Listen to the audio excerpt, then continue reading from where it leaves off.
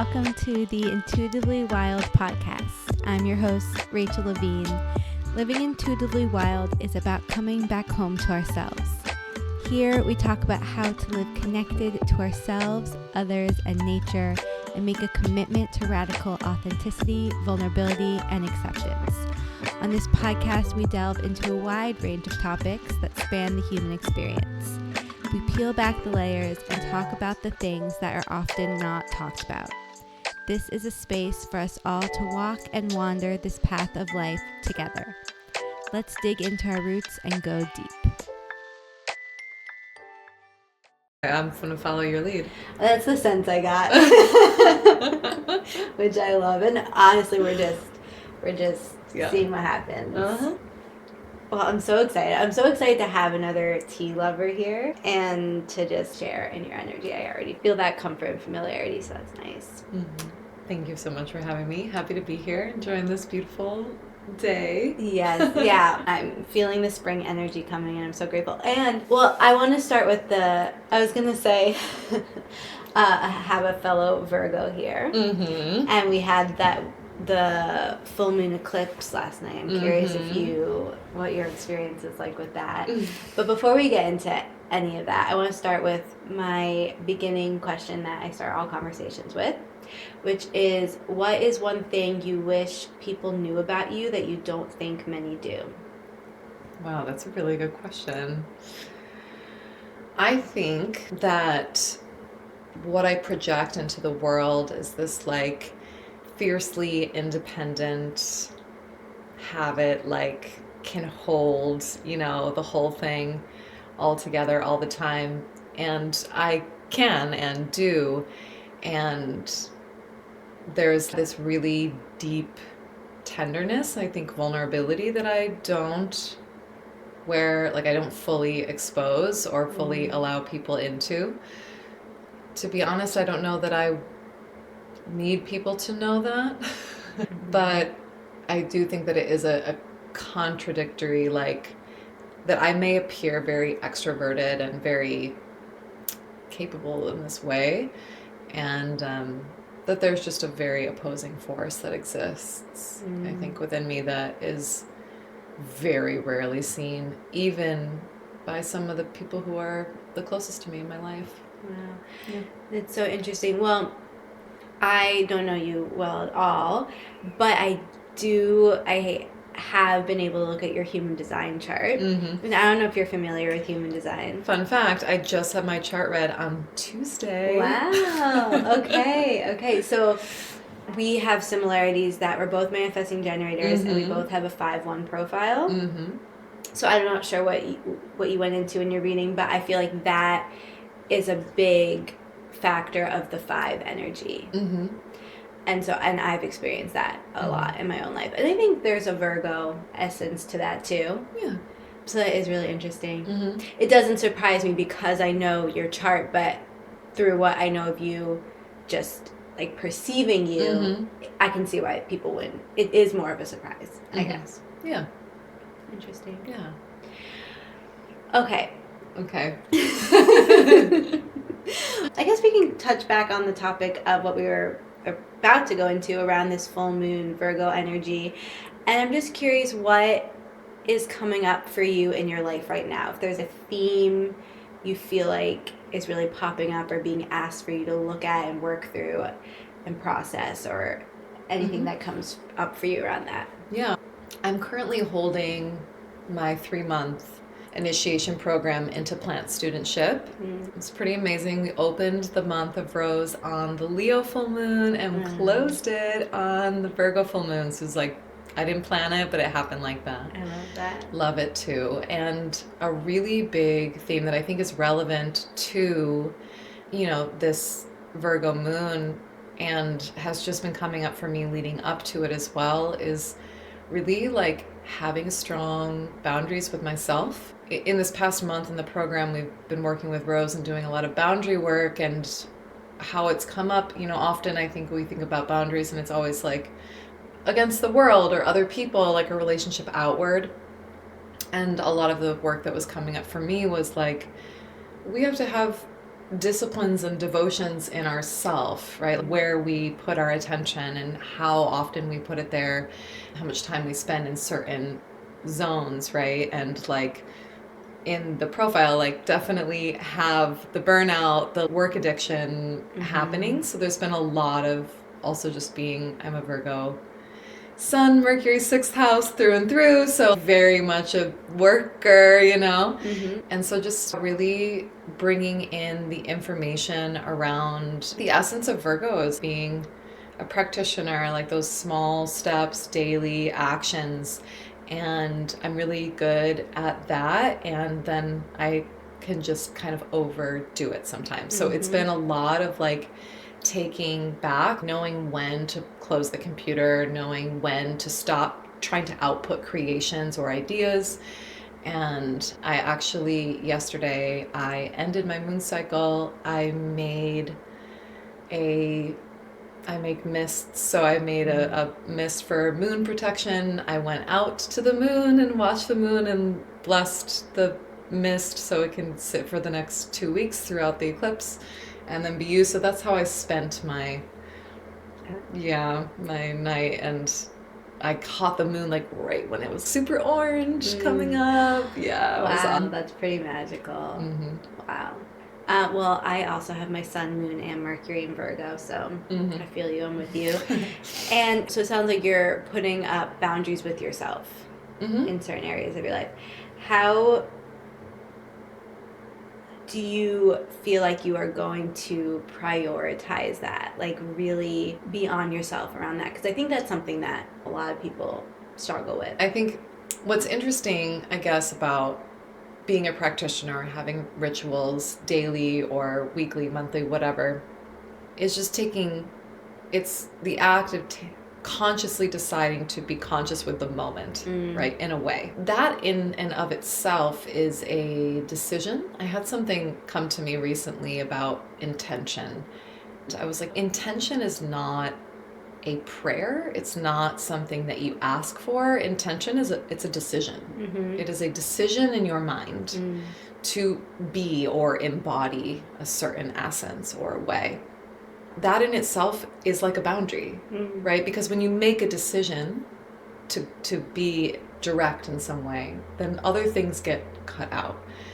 So I've just been working, like I have a lot of creation work happening in my life, and again my tendency is just to go push it a little too far. Just that one step too far. And so just looking at it in the same way as like when I get up in the morning and the first thing I do is sit down for my morning ritual, creating those compartmentalizations, like containers, so Virgo, like of work time, of screen time, of creation time, and then really about making sure I'm super full and tracking my nervous system and tracking the energy in my head, especially with work that's being done virtually, really to get in nature. Like yesterday I had a really like, whoa. And then we live in the woods. So I was like, I'm going out. And then I caught the moon just like right there. And I was able to walk up and sit and see. And I was like, this is it. This is the medicine I need. I just need to sit here and be with the moon for like half an hour and like let everything just like clear out, technology clear out, in creating boundaries with ourselves. Is there has to be the higher mind. We have to remember feeling healthy feels like, right? What feeling relaxed, what a regulated state is, right? We have to remember how to get to truth. And that is like the essence of life. And also the fuel for any movement going forward. Because it's so easy to like, dopamine hit, instant gratification, this. It's like, well, what's higher? Like, what's beyond that, I think so much of it comes back to being really present with ourselves and really knowing ourselves. So we are able to track our emotions and able to track when we kind of get caught up in the noise and all the stuff going on externally. And also I think that, again, this is coming from a Virgo, but having those rituals already in certain pockets of our day so that they're check-in points for us. Because when we do get so caught up in our day-to-day task or being online or the quick dopamine hits, we might not realize that we need to remember to come back.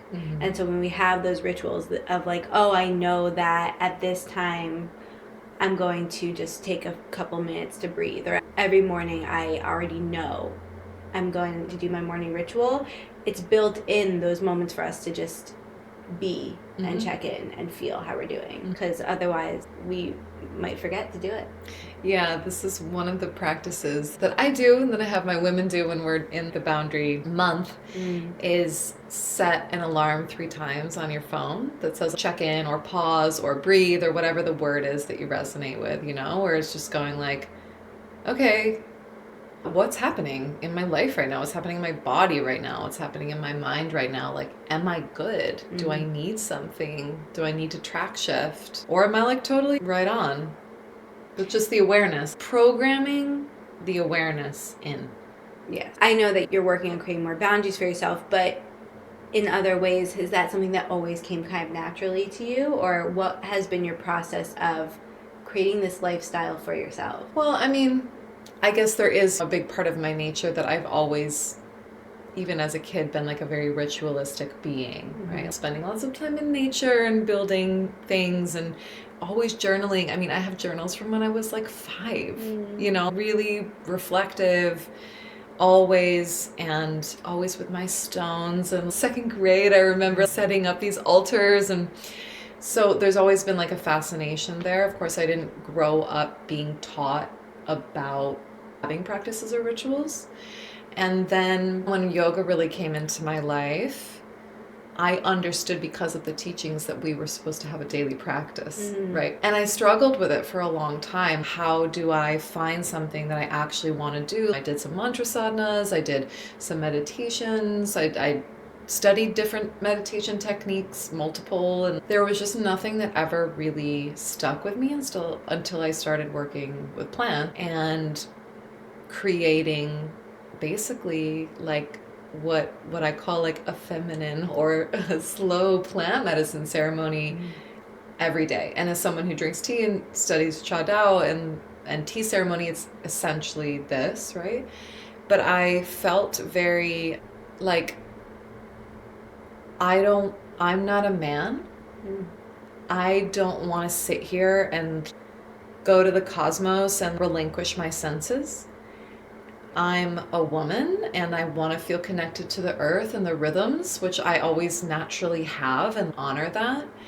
And ultimately, how I really locked into a non-negotiable, I want to show up, was by bringing in everything that engaged the senses. So I bring in ritual smokes and sound and taste, right, through drinking plants and touch. You know, I do a lot of somatic work, so I basically tune in with every sense and then have this relational field with the plant frequencies, which I feel held by, right? Like when we drink tea, the tea holds us. We go into the world of the tea.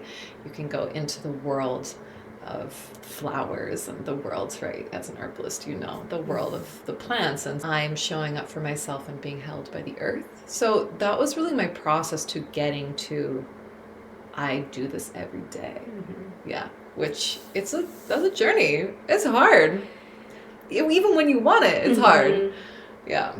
And I think part of why it's hard is because there are so many beautiful practices out there. Yeah. And it can be wonderful to dip your toe in them all and to try them all out.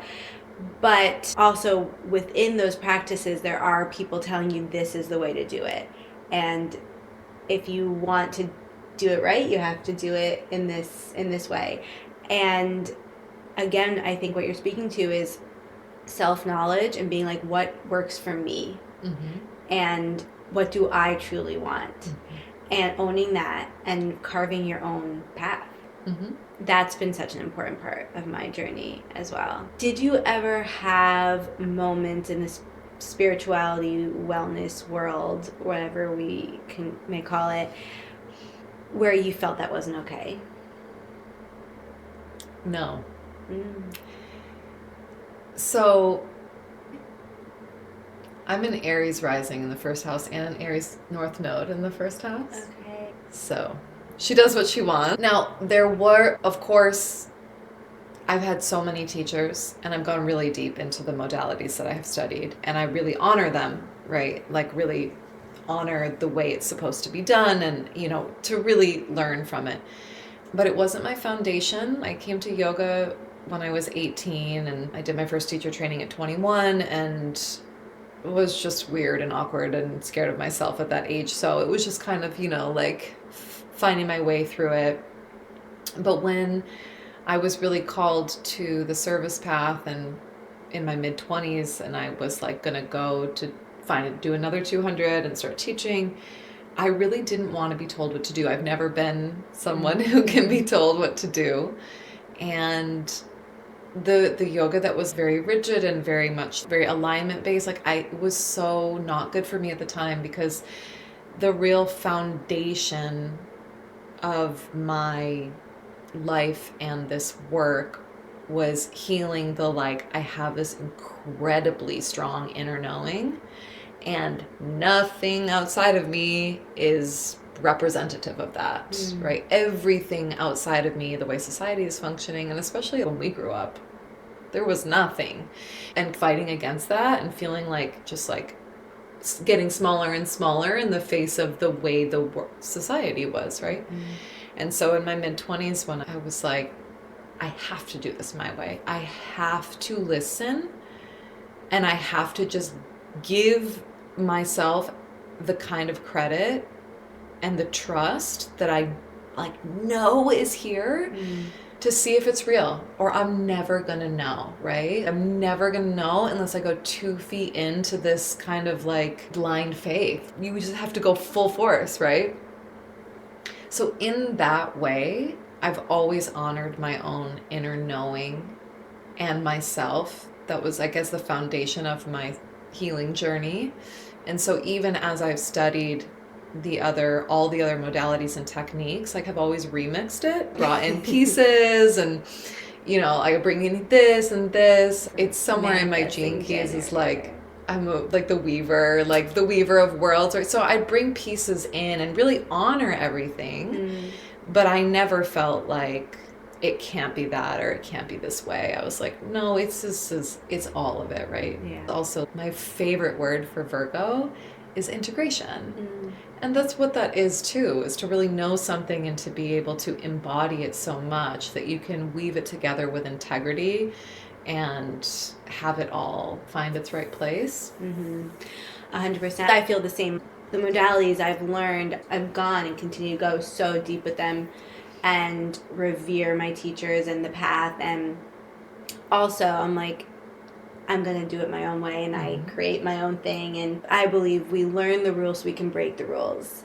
And so that we can embody it in the way that is actually helpful for us. And I think that that's so important, because I think that people can get really caught up. I've noticed it a lot in the yoga world, can get really caught up in how things are supposed to be done and really looking for someone else to tell them what to do. And one thing I'm grateful for with my practices is it's been a return to myself and a confidence and a trust in my own ability to direct my own life and be my own guide and healer. And I'm curious what that path has been like for you, because you were saying when you were just talking how when you first found yoga, I forget the wording you used exactly, but you didn't feel like you had that embodiment or confidence in yourself.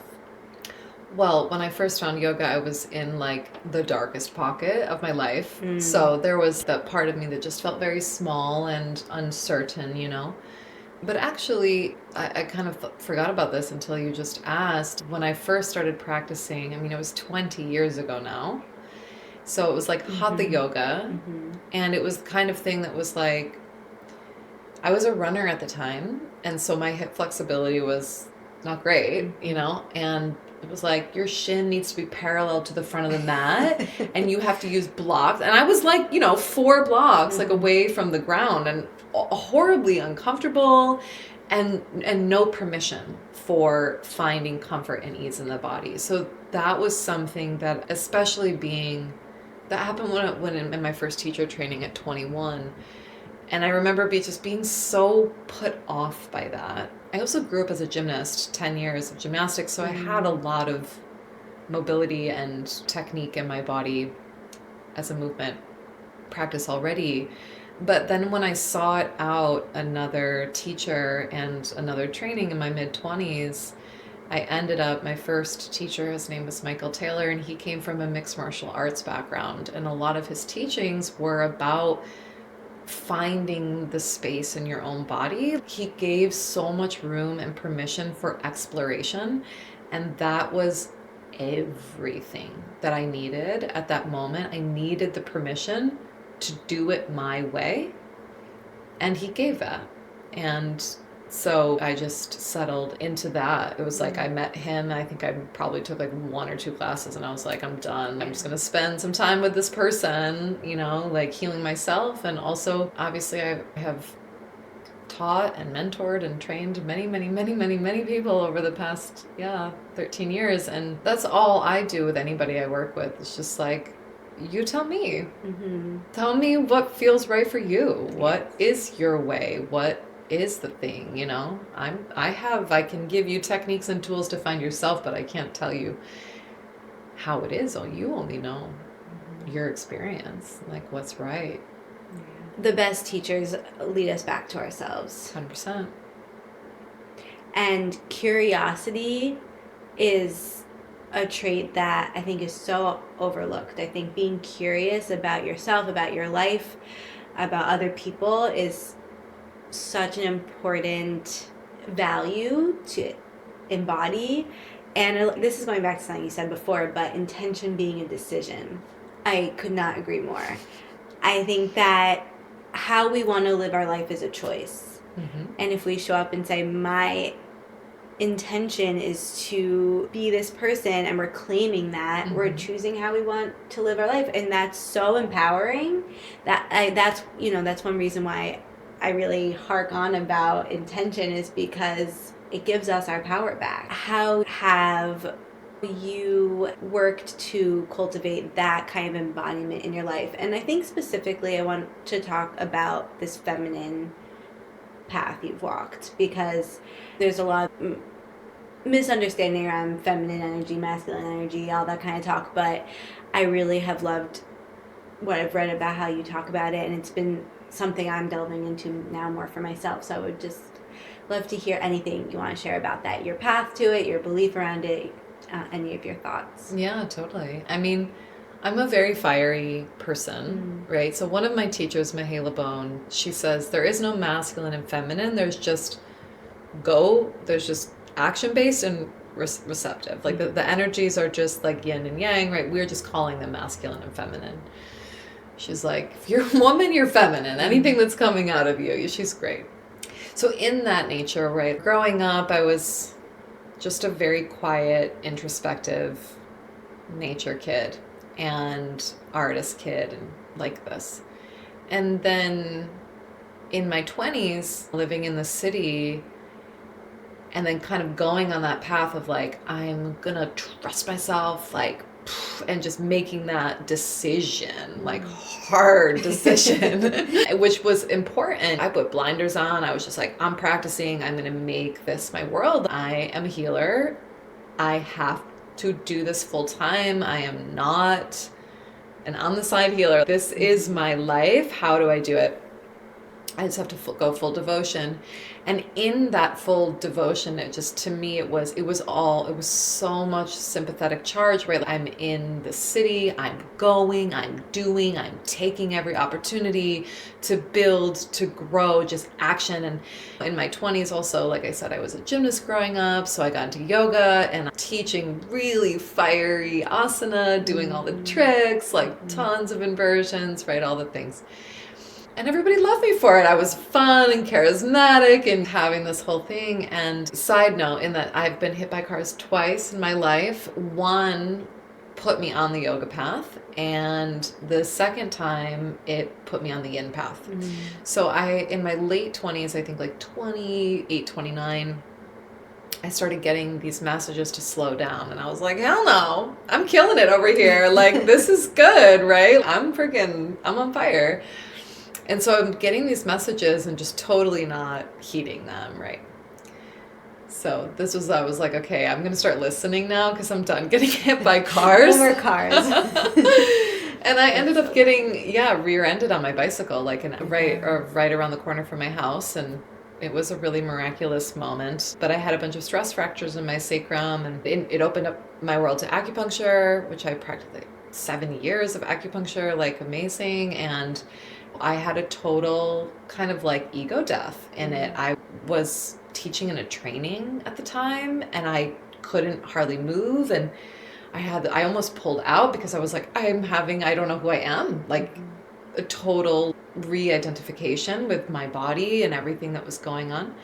So that was the track that put me into yin restorative, and I just started going, and it opened up this incredible world for me.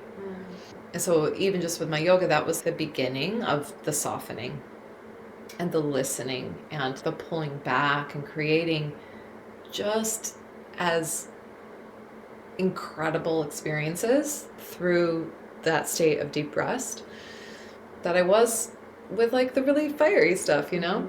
I got really deep into yoga nidra, and just, you know, I'm a sound practitioner, so I've just gone really deep into holding deep spaces. And I shifted into my moon dasha in my Vedic astrology when I was 32, and so everything just went super down. And I've studied women's work, and I think the thing that stood out the most to me, and really I think about now, I'm like, men and women are built differently. Absolutely. We are different, and we're practicing yoga like we're men. We're practicing meditation like we're men. We're practicing, we've been worshiping consciousness as God, right?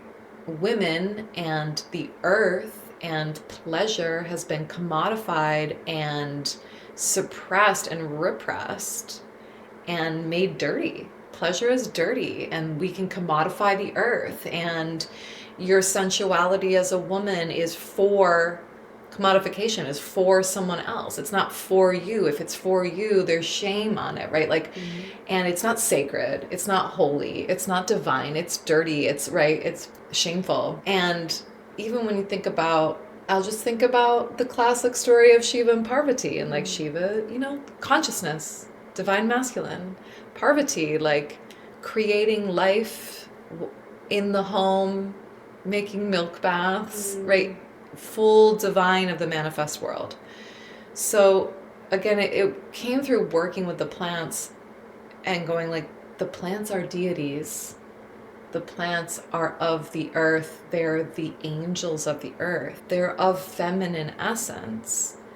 And I think especially in this moment, the reclamation of the feminine and bringing back, even just reclaiming the word sensuality as like the way that this feels in my hand, the way that like the touch of my own hands on my chin feels, or the sound of the fan, or the sun on my skin, in this really neutral way, and reclaiming the word pleasure and taking it away from sexualizing these words and making them holy again as a way that we resource ourselves, that we experience life and get to like love life and be embodied, be in our bodies, and make the body sacred again, right? Instead of astral projecting out of our experience to like other dimensions as God. Like, are you crazy? Look at where we look at this. This is heaven. This is it. And so I think when I think about feminine, and even just as I was talking about the rituals and the feminine rituals, I'm just really passionate about being like, no, bring all the senses in. be here. Like, there is a portal to the infinite through the senses. You don't have to plug your ears and close your eyes and take everything away and be super fasted in this. Sure, there's places for that, but you don't have to do that. Right? So when I think of feminine, it's just the embodiment, the connection with the earth, making all of that divine again. Not that it ever wasn't, right? But bringing it back into our consciousness, and also letting spirituality be for women again, and for women, meaning like we were always witches. We were always working with the earth. That's our gift. That's our connection, right? And then especially in the West, and as we've been given spiritual practices, it's been about cutting all of that off. And I'm like, I'm done. I've tried it. I've done it. Like, nothing. I don't want to do any of that stuff. And I have had more growth, I think. And I think the last thing I'll say about it is, like, maybe at one point in my earlier years, I thought it was about enlightenment. And I'm like, no, it's about embodiment. And there's a line you walk between the two of embodying consciousness, right? Having that awareness and embodying it, but we are living here. And without embodiment, none of that work matters. And I think that's just a rebalancing of the go and the slow, or do and the be energies. I could not agree more. And honestly, there's so much of my story that I see mirrored in yours. It's so interesting in our society. I feel like there's such an emphasis on the physical, on the body, but not in an embodied way. There's such a disconnection to actually being embodied, to actually being connected to our senses and to sensuality. And there is a whole transformation. You see the world in a whole new way when you start to question that. And when you start to use your word, reclaim the pleasure of actually being here in this world, and realize what everyone's telling me to do is to follow this specific path to be disconnected. But really, I want to be here. And for me, a big word for this year is power. And all of those things you were just talking about, reclaiming them gives us our power back and makes us realize, wow, I am so powerful. I have so much power within me. I mean, I have so much magic within me. I really reclaim the word witch. Like, we are witches. Like, that, we truly have power, and the world has done everything it can, or society, and I'll say, to take that power from us. As you have started to connect more to this feminine energy and sensuality and walk that path that you were just describing, has there been any internal discomfort or pushback around that? What has come up for you on your path? What resistance has come up? I mean, I think any resistances that, I think they'll be very universal, right? Because we're in a collective shame pattern around loving your body. So, I mean, like, I'm sure many women out there, I also hated my body for a long time. I was self-abusive to my body for a long time. I disassociated my body for a long time, right? Way a long time ago, in my teen and early 20 years. That was a big part of my experience and a big catalyst for my healing. So I have always been a very sensual and sexual being, even like very young. And I think all kids are sexual. And of course, it's just like, I call it whack-a-moling when people are like, no, that game, Yeah. Society does that. Yeah, loves to whack-a-mole, like whack-a-mole your joy, whack-a-mole your pleasure, whack-a-mole your creativity, whack-a-mole your freedom. Well, I will say, because a big part of my journey that I have left out is Greece. So I ended up in Greece just after my 30th birthday, and I never had like some big call to go. I was just living with a couple of my crazy girlfriends in my late 20s who loved to travel and had a rule against, if you went to Europe, you had to go to multiple countries because everything was close together. So it just happened to be, and one of my girlfriends whatever, found some cheap flights from Italy where we were to go to Santorini, and we went. Of course, we were in Santorini for like 2 days. We were like, we gotta get out of here, like find something less touristy and real. And we were only there for a week. We ended up going to Milos, and I just got my whole world like opened up. I mean, have you been? I haven't been to Greece. Oh man, it's a Virgo dream. Really like it is go. truly. I'm like every Virgo must, everyone. But really, like it's just the beauty of the earth there, and the way it resonated in my body was like nothing I'd ever experienced before, and the pleasure, and the embodiment, the way that the history of that land, and the regality of humans that the Greeks have held. And yes, to the unbalanced hedonistic side of the Greek culture, it is there, but there's a sacred holiness in pleasure there that started putting me back into enjoying food and the elements and nakedness everywhere, like how natural and normal that was. And then it's so easy just to get dressed up and be a goddess there and feel really sexy and beautiful at any age, at any moment. It's just like very in the field. So I've been going every single year. I bring people there. I bring a group there every late August or September, and this will be my 9th year bringing. I'm like deeply devoted. You should come. That's been huge devotional. I'm so devoted to those islands and being there.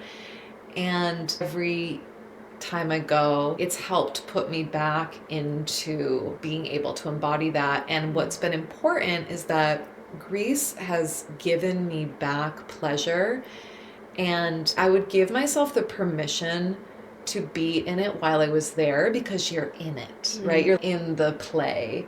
And then it would kind of stop, right? So it's been this integration process of being able to go into the full embodiment when I'm there and in it, and then weaving it back into my life, like any integration thing. So I mean, that has been so pivotal for me, and truly one of my huge main teachers has been that land. Yeah, and I think in America and growing up with all of the shame, the things that I have to meet and push against as a woman coming back into this is like, I can show my body in a not sexual way.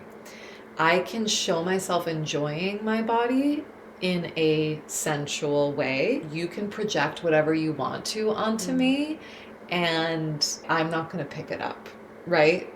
Not that I haven't, of course. It's like, you know, it's a process. So it's your intention. Yes, it's like, okay, there's a lot of courage that goes into stepping back into the reclamation of showing yourself, being seen, being witnessed in pleasure, in embodiment, right? Because of course it's hard with so many people so far away from that. It's tough, right? And then our own journeys with it, classically that just being seen, allowing myself to be witnessed, allowing myself to change in public has been really interesting, right? Like to go through phases, and people have been witnessing me because I've been a facilitator for so long, go through shifts and changes and change identity, so to speak. And this is really hard to kind of go into a chrysalis in front of everybody and then come back out, but allow change to be natural, which I think is also something very feminine, right? So this very secular, ever-changing path of rebirths, as opposed to this sharp, driving, one focus, one path, which is a very masculine kind of focus. So letting rebirths and identifications be there. And I think the biggest thing that I'm a strong personality, I have strong opinions, and I am very convicted in the beliefs that I have as I learn them and grow them, and I am open as well, and I have a lot of projection. So I have really learned, and I think there's the 5, right? As soon as I was able to accept, that I'm meant to be here for that, then I don't have to take it on, right? With kind of classic women also, like people pleasing and making sure everyone's okay, and I will definitely get smaller so you're comfortable. Yeah, no. Getting over that hump and saying, like, if you want to project onto me, that's okay. Yeah. it's not mine. And I can hold that, right? Fortifying myself as a mirror and allowing projections to come, allowing people to not like me, allowing people to not get what they want from me. This is hard. It's hard. Yeah. I mean, this has been such a theme for me in my life. Being okay with people misunderstanding me, being okay with being seen imperfectly. It's really hard. It takes full courage and trust in ourselves. I mean, a theme in this conversation, it comes back to knowing ourselves and choosing ourselves. And saying, no matter what happens, I've got my own back. And no matter what happens, I'm committing, I'm devoted to myself and my path. And allowing ourselves to change and take on all the different forms that we need to and we're meant to. And it's being in the discomfort of that. And for me, it's so much of it is coming back to this intention, this decision that no matter what, I'm going to follow my intuition. And I don't have to understand it. No one else has to understand it, but I'm going to do it. That's been the theme of my life. And I want to talk to you more about intuition because I know you're a very intuitive person, and it's definitely been woven through our conversation. But do you feel like there's a specific way your intuition talks to you and kind of guides you through life? Yeah, I do. For me, it's very heart-centric. It feels like, if you've seen Donnie Darko. Oh, I have a really long time. Okay, so there's a scene in Donnie Darko at one point where they have these bubbly looking portals that are coming out of their chest, and the portal comes forward. It starts to move. It's like snaking through space. And then it starts to move, and then when it's maybe here, the person will get up and start to follow it. And this is how I experience life. Like this, like I'm being drawn forward, that there's this force that's moving in through time and space, and it's connected right here, and I'm just kind of following it. So it comes for me like deep. I can feel it now, like deep in my chest, deep in my heart, like central. And that's the birthplace of it. Of course, it will come into the mind through thought, but it's a really somatic experience also of being drawn in a direction. I love that description. I love that visual. I feel that as well, because sometimes it does feel like there's something already in front of me leading. Like, I don't know where I'm going, but I'm like, we're going over here. Looks like now we're going that way. And I don't really know where it's leading. But I'm like, here we go. And it takes so much trust. And I also love how it's such a felt sense for you, because so much of your work in your life has been about embodiment and sensuality. And so in order to follow your intuition, you have to be embodied. You have to let yourself feel that. One of my teachers named Mani, I've heard her refer to intuition as wise decisions made by the body. And I really like that. I'm such a body person. I know not everyone is. I know people are receiving intuition from different regions in their body and things like this. But I just wanted to share that because I also just think for those who are very language oriented that it's a nice way to frame it. Yeah. No, I'm glad that you shared that, because I also think that a misconception around intuition is it's very floaty and airy, and people don't understand how to connect to their intuition. And I believe it comes in differently for everybody, but for a lot of people it is a very felt sense. It is a very grounded experience. And we've just been told it's not logical because we don't have the tangible proof of it or the physical experience of it. But it is a very real thing. It's, again, the masculine and the feminine, right? The masculine's like, but it must make sense. Yeah. It must go like this. And the feminine's like, everything's a mystery. It's like courting the unknown. And that's what the intuition is, right? And it's not that one is right or wrong, but it's out of balance. Yeah. And we live in a society that says, prove it. I'm like, I'm living proof of it. Mm-hmm. I am proving it Mm-hmm. all the time. 100%. I mean, so many of most of my decisions are purely based off my intuition. And that has been hard for people to understand. Mm-hmm. But they've never led me astray. I mean, sometimes they've led me on the much harder path. Mm-hmm. But that's what I'm here for. I had a couple rough years, and very recently, Same. yes, like wow, maybe many of us have had some seriously rough years in the past couple years. And something that I learned in that, to your point, is that trusting your intuition and following it doesn't mean you get to the sunny side of the street every time. It doesn't mean that it's all good, right? Trusting your intuition and trusting your path in life means that sometimes you will be guided into a labyrinth of thorns for your highest good, for your greater learning.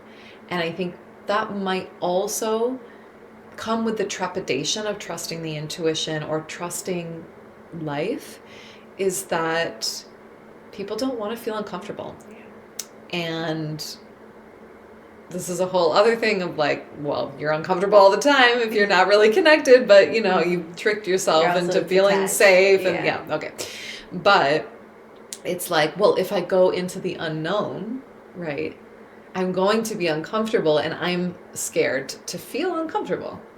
And it's like, well, if there's no willingness to feel uncomfortable, and I'm going to go bold with it, say, I'm like, you're never going to live. You never get to live because you'll never really know who you are. You'll think you will, but you won't really know. You will stay in a certain kind of box with certain sensory gates shut down, and you'll never really get to live. That's like my biggest fear in life. Should be everyone's biggest fear in life. My biggest fear in life is that I won't fully live to my greatest potential, my fullest power. But let's talk about this, though, Okay. because I think also in our society it's important, like with the bigness and the celebrity worship and the more worship of like, what does it mean from this lens that we've been talking about of embodiment and sensuality to live fully? Does living fully look like getting to the top of the ladder and making the most money and having the biggest, right, like the American dream? Is that living fully? Or is living fully like really feeling your body, knowing what it's like to sit on this beautiful porch with the sun coming in, listening to the birds and enjoying a delicious cup of tea and feeling everything and trusting the beauty and the mystery of life and tasting your food and having real relationships and creating art and beauty and healing spaces and following the path? To me, the greatest success one can have is soul alignment. That's living fully to me, is stripping away all of the untruths, being available to all of the great experiences, big, small, harsh, and beautiful, and living and creating from my own heart and being nourished, of course, you know, but yeah, what is that? You know, again, one of my teachers, and I didn't think about this, her name is Mani, said the quote before, she was like, I don't know if I want to live my fullest potential. I don't know, like I might not be able to handle that, you know, like this idea of like, I must get to the top. Well, where does that feel good for you, right? Like where is that? It's just something to explore. I think it's different for everyone, but I just wanted to bring in that perspective in our very American culture of more and big and top and all That's of this. so interesting. No, I'm glad that you did. And I believe, for me, I just mean I want to live my most authentic path. And I think that looks different for everyone. And I think so much of it comes back to what we have been taught to believe we are capable of. But what if we got curious and we're like, I can create my life however I want it to be? And what if we gave ourselves the permission and the freedom to get curious and be like, what if all the ways I was told life could be or could not be were just wiped from my mind, and I fully learned how to tune into my intuition and follow that and just see what happens. Yeah, this is it. Yeah. This is the real deal, which is living in accordance to the outside world and adhering to opinions outside of me versus living in accordance to my internal world and adhering to the voices that exist within inside me. Are you putting your power? Where are you placing your attention? What are you feeding? Yeah. What narrative? Yeah. I have 2 more questions. Okay. What do you feel like is a main intention you are devoting yourself to in your life right now? Mm-hmm. So, on the topic of money is a big part of my life right now. And healing the narrative of I just need enough to survive. I don't care about money, right? Mm-hmm. Because money is bad and people with money are bad. And the archetype of the starving artist and the starving healer, right? They kind of coincide, both of these archetypes, and really looking at value, the word value, what value is, and seeing how distorted value is in our society, like the things that people value, and being a facilitator for so many years and always being a solopreneur and entrepreneur and interfacing with money and people's money things. I recently took a business course, and it was so amazing. And some of the things I'm bringing out of that are like sales as service, talking about money and getting comfortable talking about money.